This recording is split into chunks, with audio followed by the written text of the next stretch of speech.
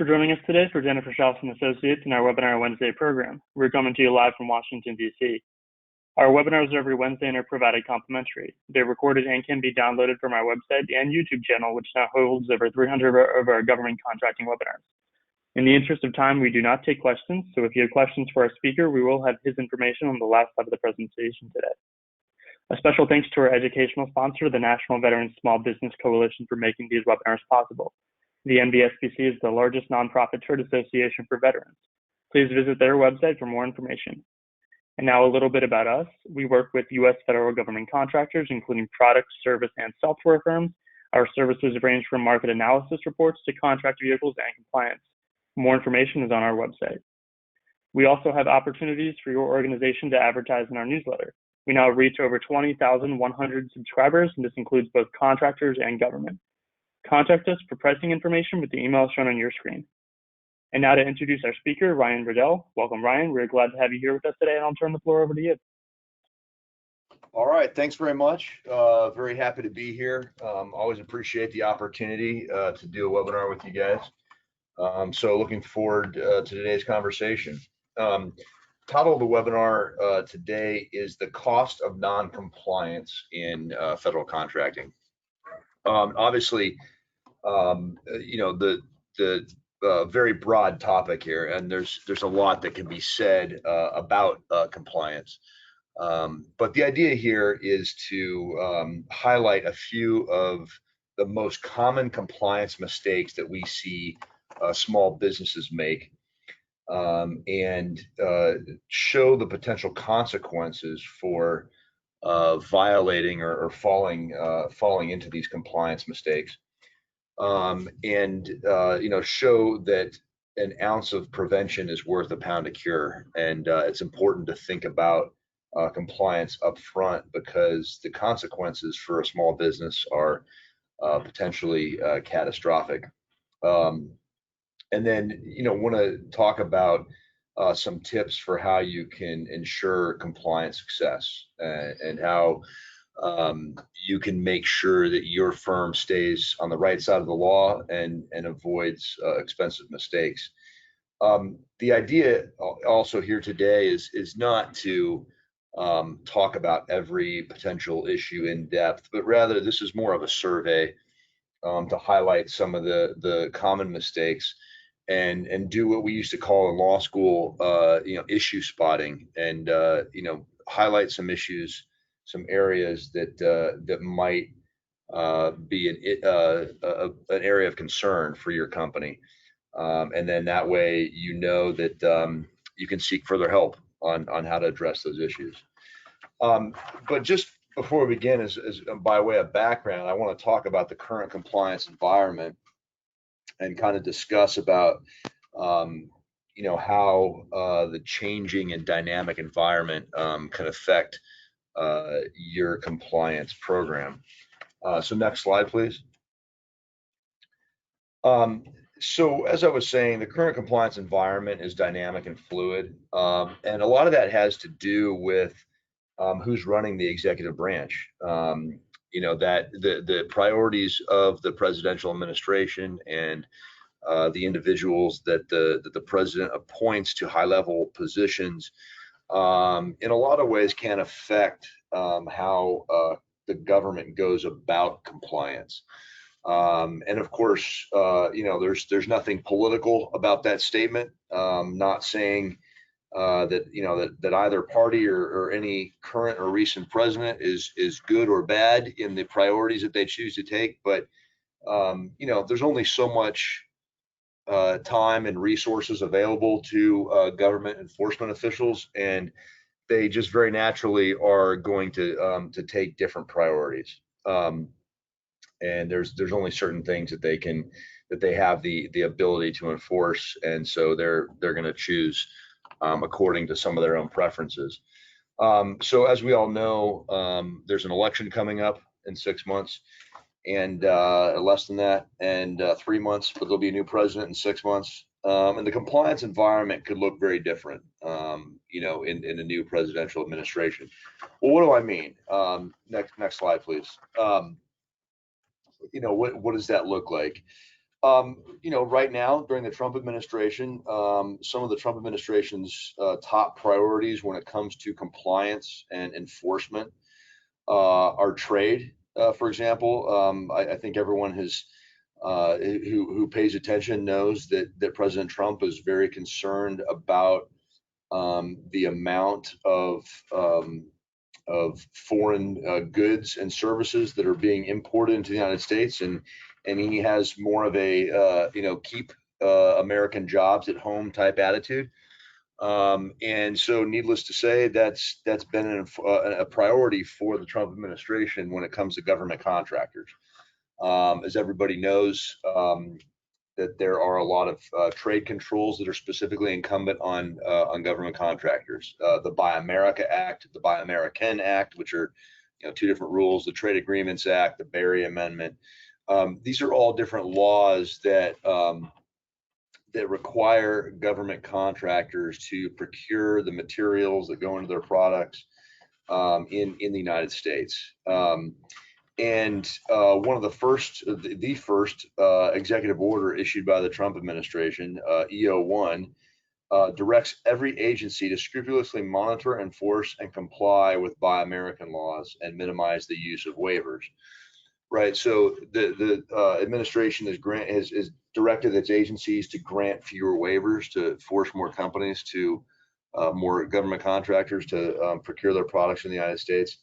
And you're also seeing a lot more action by the agencies to ensure their contractors are complying with these rules. So that's one example. If you are a company that procures materials or components overseas in the work that you're doing for the federal government, probably a good idea right now to do an audit and make sure that you're in compliance with the Buy American Act.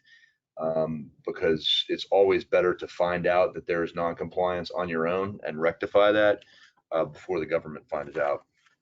Another big area, obviously, for the Trump administration is immigration. I won't go too deeply into that, but we are seeing a lot of tightening of enforcement of immigration rules as it relates to hiring. So if you are a company, a lot of companies in the IT space are often bringing folks over from overseas on H-1B visas. It's a good idea to check and make sure that your program there is compliant. Next slide. What could some future priorities be in a hypothetical Biden administration? There might be some slightly different priorities. The first would be the socioeconomic programs, and we're going to talk about that a little bit more later. But specifically, what I'm talking about is Executive Order 11246, which requires government contractors to have affirmative action programs and to engage in equal opportunity employment. That could be a much higher priority for a Biden administration. Likewise, the Service Contract Act. Service Contract Act requires contractors to pay their service employees certain wages and give them fringe benefits.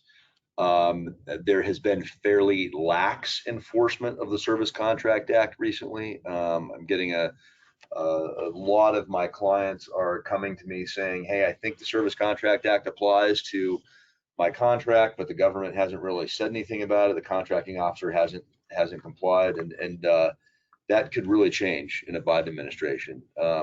So the point of all of this is just to say that it's critical to stay on top of the law, stay on top of the changes in the law, and make sure that you have a good compliance program in place that prizes all of your employees, especially as your companies grow. If you're a CEO or a senior executive, you may not have visibility into every area that some of your employees might be handling, and so therefore it's very important that all employees take responsibility for compliance and understand what their legal obligations are under the law, especially as the law constantly changes. Next slide, please. I just want to show this little chart. This is a pretty eye-opening, eye-popping chart here.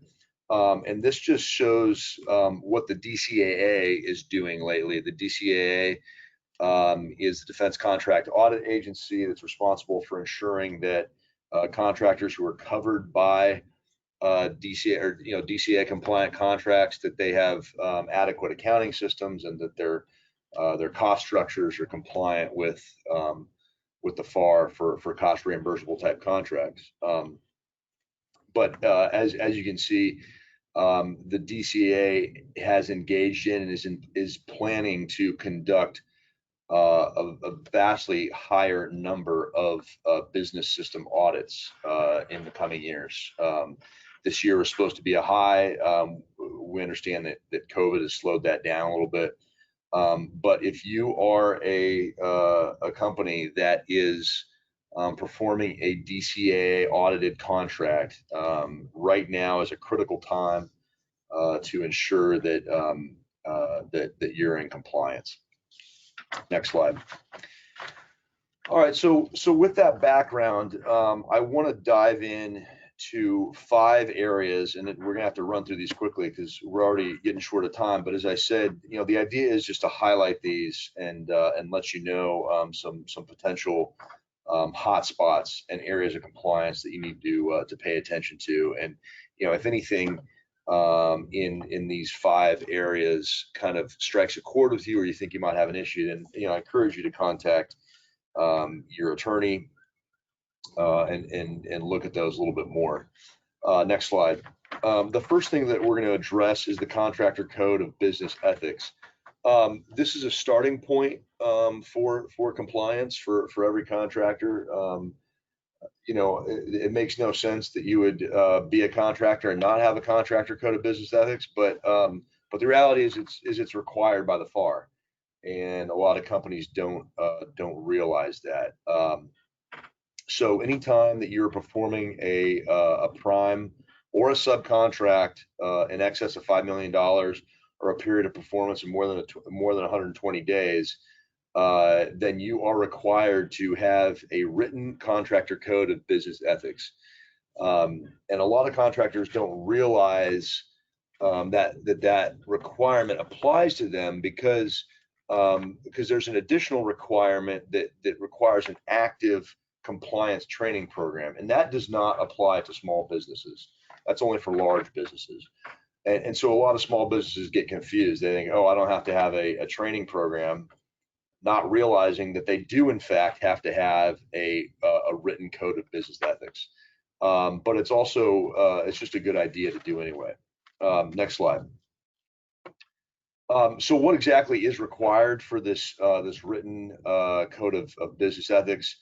In addition to having the written code that is supposed to be the guide for how your company is going to operate ethically, you also need to display fraud and hotline posters in your place of business, so that your employees know who to call if they witness potentially fraudulent or unethical behavior.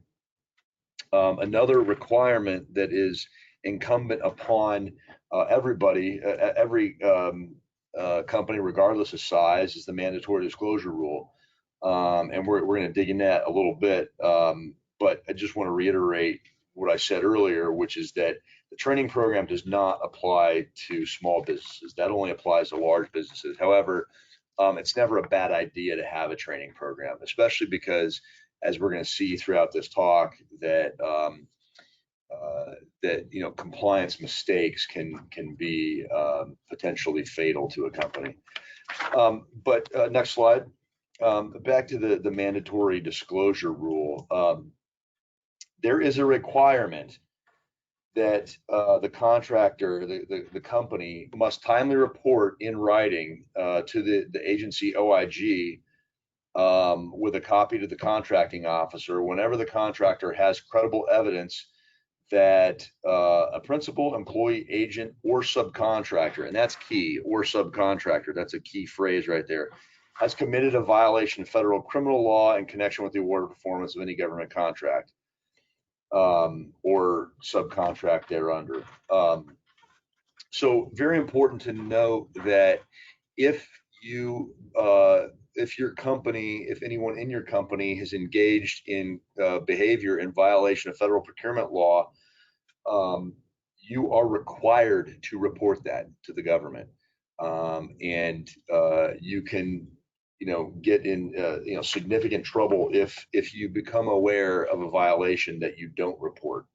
And as I said, the key phrase is "or subcontractor."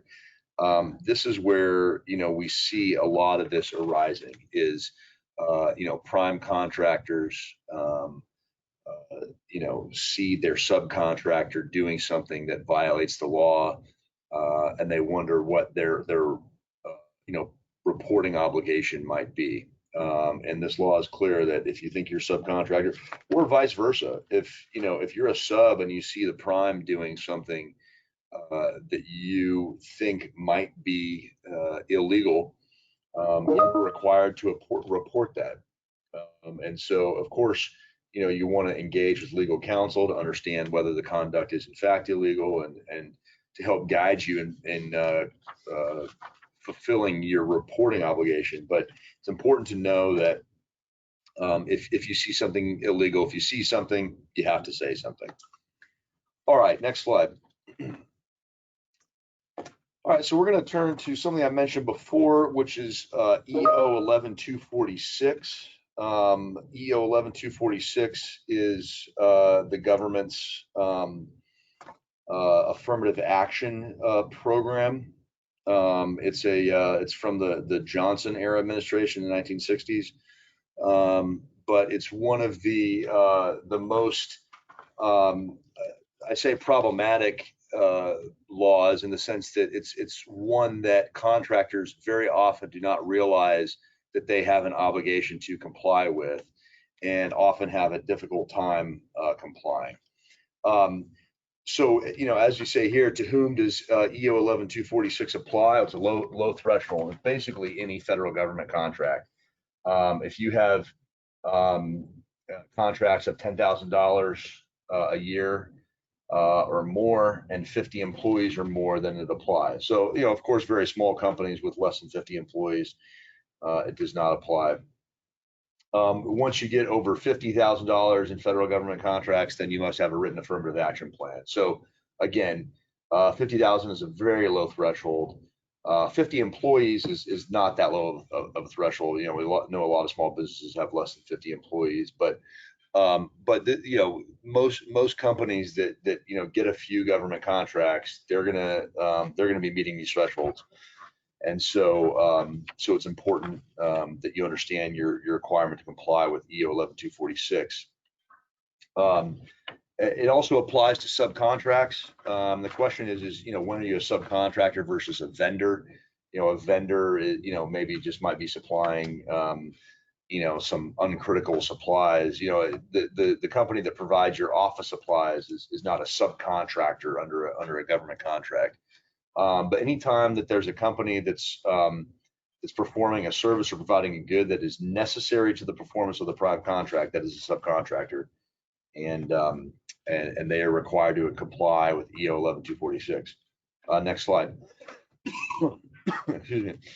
So what is required by EO 11246? I listed the basic requirements, kind of boiled down to plain language. The requirement that you don't discriminate, and I've bolded that because I want to get into that a little bit more, but don't discriminate. Post EEO posters, include the EEO tagline in employment advertising. That's an important one a lot of people miss. You're required to keep certain records, and you're required to permit the OFCCP, which is the office at the Labor Department that's in charge of ensuring compliance with 11246. You're required to cooperate and provide them access to your books and records during an investigation or a compliance evaluation. Compliance evaluations can happen at random. The OFCCP will often select companies at random for audits, so it's something you have to be prepared for. Next slide. So as I said before, it said, don't discriminate is one of the requirements of EO 11246. And I'm sure most companies, for the most part, are not intentionally discriminating, but you could be engaging in unwitting discrimination. So what could that be? I've posted a hypothetical here. It's kind of a long narrative, but I'll essentially explain what's going on. Here is Alpha Production Company. They need to hire entry-level laborers.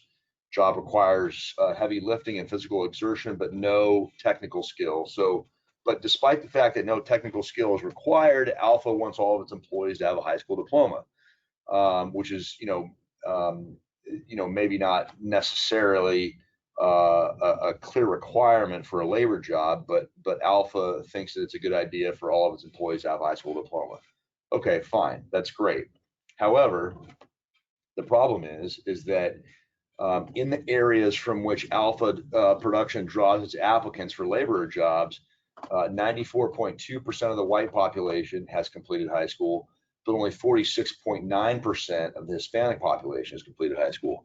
So if Alpha has this requirement for a high school diploma, and there's this great disparity between whites and Hispanics in who has completed high school, Alpha may have engaged in discrimination because there's no clear requirement. There's no clear reason why you have to have a high school diploma for the job. And so, this would be a different case, obviously, if, we're talking about, say, for example, a veterinarian, right? You have to have a veterinary degree to be a veterinarian and work as a government contractor that's providing veterinary services.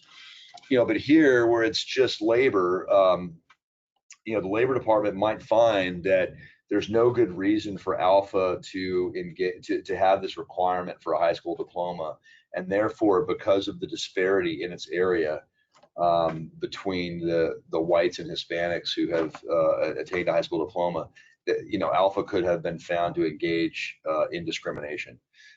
So this is a very important thing to understand, is that it's possible for a company to be discriminatory and not even know it.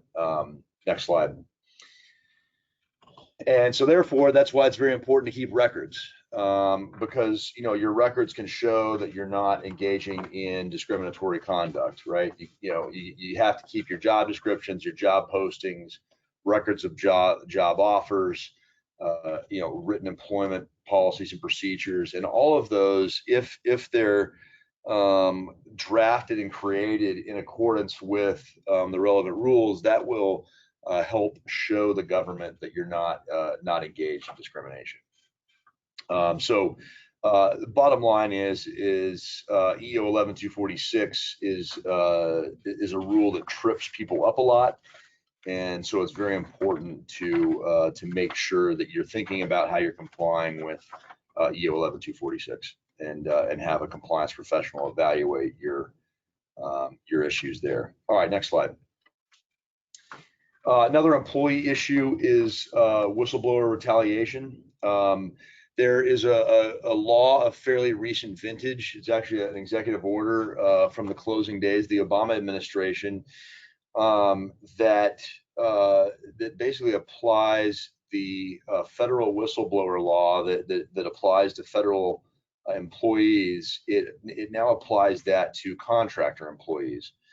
So what does that mean? The law prohibits a contractor from taking any retaliatory personal action against any employee that is disclosed to any authority, any violation of law, mismanagement, waste of funds. So it's a very broad law, and if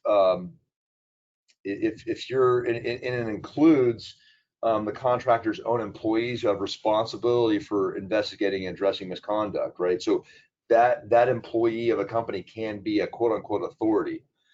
So if you have one employee report mismanagement to your compliance employee, and you take retaliatory action against the reporting employee, you might be found to have violated this law. Now, the problem with this law is that a lot of disgruntled employees are using it to sue their former employers just because they have sort of an axe to grind, and the government's oversight of this law is still developing, and they haven't quite worked out some of the unintended consequences that have come from disgruntled employees reporting or filing whistleblower complaints against their former employers. But it's all the more reason why it's critical that you have a robust employment compliance program, and that if before you take any action against an employee, whether that's a promotion, a denial of promotion, firing somebody, letting somebody go, it's always important to make sure that you contact your lawyer just to do a quick gut check and make sure that there's not any reason why this employee might be able to allege retaliatory action. I've had a lot of clients recently who have had to spend a lot of money on legal fees defending against whistleblower complaints that could have been headed off with a more robust compliance program. All right, next slide. We've actually mostly addressed all the issues here, so we'll just go to the next slide. Now, this might be the most important slide of the day. We're still in this realm of whistleblower retaliation, but one of the key points of the new whistleblower retaliation law is that it prohibits non-disclosure agreements that companies might have employees sign. It prohibits those non-disclosure agreements from including any provision that might discourage the employee from reporting fraud, waste, and abuse. Right. So most companies, especially companies in the government contract space and especially in the IT space, they want to protect their proprietary information. They want to protect their trade secrets. And so they usually have their employees sign NDAs. That's great. That's all well and good. NDAs are very important. But it's very critical that your NDAs have a carve out that makes it clear to your employees that they do not violate the NDA by reporting fraud, waste, and abuse to the government. So it's not just that that the NDA is not allowed to have a prohibition on reporting fraud, waste, and abuse. It needs to actually have an affirmative statement that gives the employee, prizes the employee of the fact that it can report fraud, waste, and abuse and not be in violation of the NDA. So I've had a lot of clients recently who have had issues, and the government has reviewed their NDAs and seen that the NDA is not compliant with this rule, and it's cost the company a lot of trouble. So if you take one thing away from this webinar today, I would encourage you, go back and take a look at the standard NDA that your company is using and make sure that it's compliant with this whistleblower retaliation rule. I put some sample language there. It might work for your NDA, might not, but encourage you to contact your lawyer to make sure that your NDA is compliant. All right, next slide. Big topic here that we're only going to be able to address cursorily, but it's the topic of truthful cost and pricing.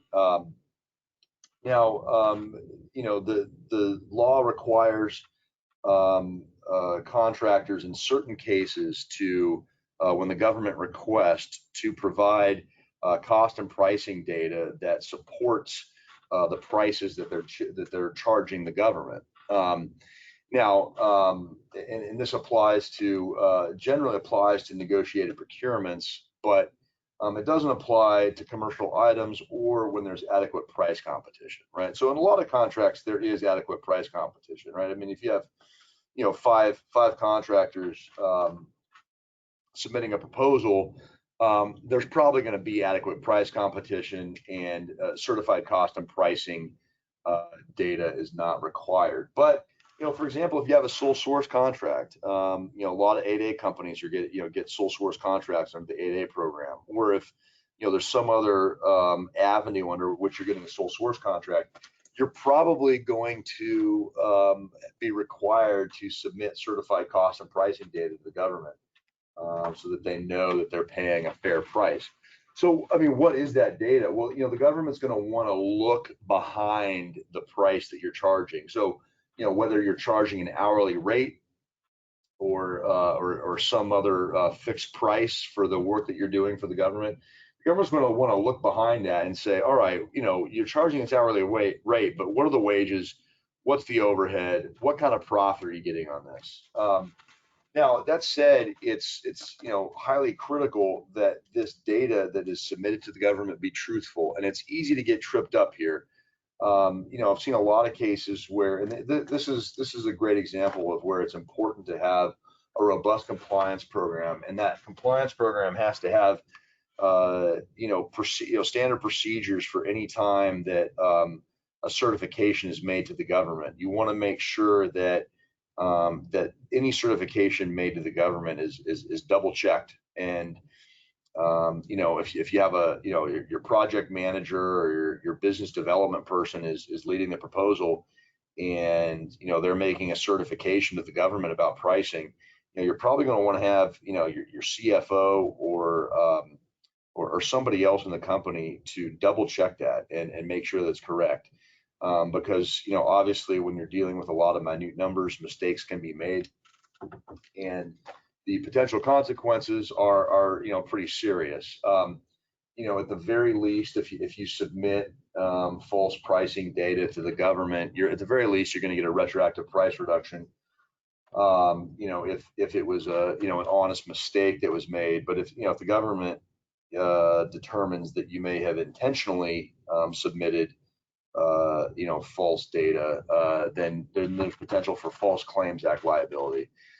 False Claims Act liability is very serious, can be very expensive. Basically any invoice that you submit to the government, you face potential False Claims Act liability of $11,000 per invoice, plus 3 times the amount of the invoice. So, let's say you're submitting invoices of $100,000 a month to the government, and those are based on faulty data, and let's say that goes on for 6 months, you're looking at potential False Claims Act liability to the government of a couple $1 million, and so that could be catastrophic for a small business. So very important to get your cost and pricing data right when you're submitting it to government. Next slide. Small business set-aside compliance, very important here, obviously for small businesses. I can't tell you how many times I've had small business clients who, were sure that they were small, were sure that they were a small business, and they submit, a proposal for a small business set-aside contract. They get protested, and it turns out there's some minute detail in their corporate documents that makes them not a small business. So let me give you an example. Service disabled veteran-owned small business, and of course, for a service disabled veteran-owned small business to be eligible for an SDVOSB set aside, it has to be owned and controlled by a service disabled veteran. All right, that's easy.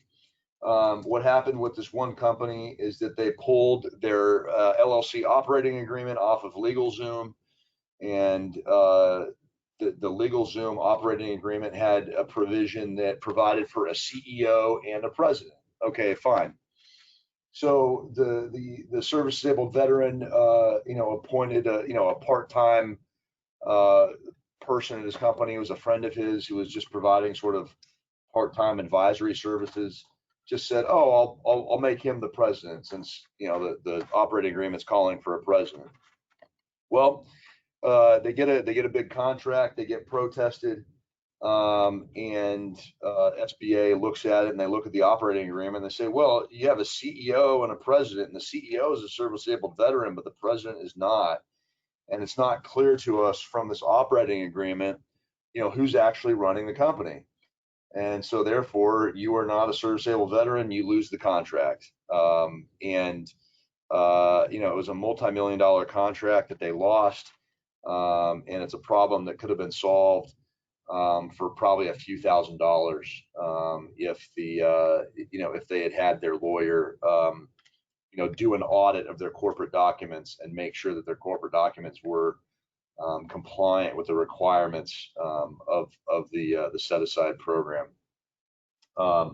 So it's a sad story, but it's also a cautionary tale to that folks need to make sure that their house is in order if they're pursuing small business set-aside contracts. Never get your employment agreement off of LegalZoom. That's always a bad idea. Just want to mention briefly, there's been a lot of updates to the Hubzone program recently. Some new rules came out which made it easier for companies to apply be eligible for the Hubzone program. So I strongly encourage you to take a look at those. But that's another example. The Hubzone program, your eligibility is based off where your employees live. And where your office is located, and so because of that, it's a program that's sort of rife with potential for errors. If employees are moving in or out of the Hubzone, could potentially trip you up. So you need to have a good program for making sure that you're Hubzone compliant. All right, next slide. This is a slide that I've added to this presentation recently, obviously, but it's COVID relief compliance. And what are we talking about with COVID relief? Well, primarily we're talking about the PPP loans. I know a lot of small business government contractors got PPP loans. And this slide here doesn't even begin to do justice to all of the potential pitfalls that there are with PPP loans, especially because this was a program that was stood up literally overnight. The CARES Act was passed in March, on a Friday, and by the next Monday, the SBA had a website up, and they were taking PPP loan applications. The problem is that literally almost every week, the SBA, in conjunction with the Treasury Department, was issuing new rules and new guidance about how PPP loans would be dispersed, and what the rules were governing how the money could be used. Initially 75% had to be used for payroll, and the other 25% could be used for rent, utilities, etc. They dropped that down to 60, so 60 on payroll. The covered period was expanded from 8 to 24 weeks. So you could spend the money within a period of 24 weeks and still get it forgiven. And then, applying for early forgiveness, they moved the date on when that can happen. So if you are a company that got a PPP loan and you are thinking about applying for loan forgiveness, I highly recommend that you talk to a lawyer and accountant to make sure that everything's in order. This program, again, a very good program that helped a lot of small businesses, but it was stood up overnight. And programs like that, especially given the volume of companies that were applying for these loans, there's just a lot of pitfalls, and there's going to be calls for very strict enforcement, because people are going to be worried that certain companies were taking advantage of an emergency situation. I mean, we've already seen that with large restaurant franchises applying for PPP loans and then deciding to give the money back. But as government contractors, high likelihood that there's going to be a great deal of scrutiny on this program. So it's important that you have your house in order there. All right, next slide. Getting a little low on time here, so I'm just going to just run through this really quick. But these are sort of the tips for compliance success and what you need to be thinking about as a company. I ran through a lot of different topics. I could have added 10 more as potential pitfalls for your company, but it's important to think, what are the special risks in your industry? certain industries have higher immigration risks. Certain industries have higher risks for use of counterfeit parts and electronics. There's a lot of different risks that come with compliance. It's important to be active in the trade associations in your industry to understand what your special risks are. Especially when you're a small business, you can't cover everything, so you have to be smart about where you're gonna put your time and your efforts.